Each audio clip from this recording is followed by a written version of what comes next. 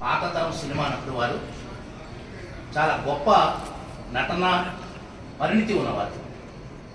బళ్ళారి రాఘవ గారి నాటక రంగానికి ఆయన ఒక ముందుగా తరంలో ఉన్నటువంటి గొప్ప పితామహుళ్ళు అంటేవాడు నాటక రంగానికి.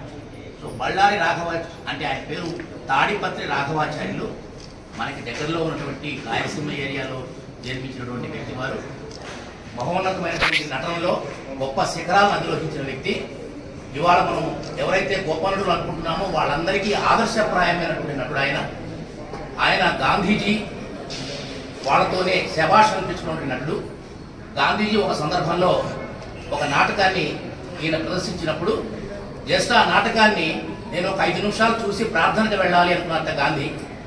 ఆ కబీర్ నాటకాన్ని ఈయన ప్రదర్శించినప్పుడు కబీర్ పాత్రలో ఆయన లీనమయ్యే చూసి 1 గంట 2 గంటల పాటు తెలియకుండానే ఆయన ఆ నాటకం చూడటంలో ఉండిపోయారు గాంధీ. తర్వాత పక్కన వచ్చి సార్ ప్రార్థనకి టైం అయిందంటే ఇంతకంటే ప్రార్థన ఏముంది అన్నట్ట గాంధీ. అంటే ఒక నటుడు కబీర్ యొక్క క్యారెక్టర్ని తీసుకొని దాన్ని ఆవాహన చేసుకొని నటింపచేసే విషయంలో మహాత్ముడైనటువంటి గాంధీ గారిని, అట్లాగే షేక్స్పియర్ నాటకాలకు సంబంధించిన విషయాల్లో ఆ రోజున ఆద్యంతం ఆయన నటించేటువంటి తీరు కానీ, బెర్నార్డ్ షాకి ఇంగ్లాండ్ కూడా వెళ్ళారు వారు. ఇంగ్లాండ్ వెళ్ళినప్పుడు బెర్నార్డ్ షా చేత ప్రశంసించబడి మీరు మా దేశంలో కనుక పుట్టుంటే మరో షేక్స్పియర్ అయి ఉండేవాడిని ప్రశంచారు ఆయన. అంత గొప్ప నటన విలువలు ఉన్నటువంటి వ్యక్తి.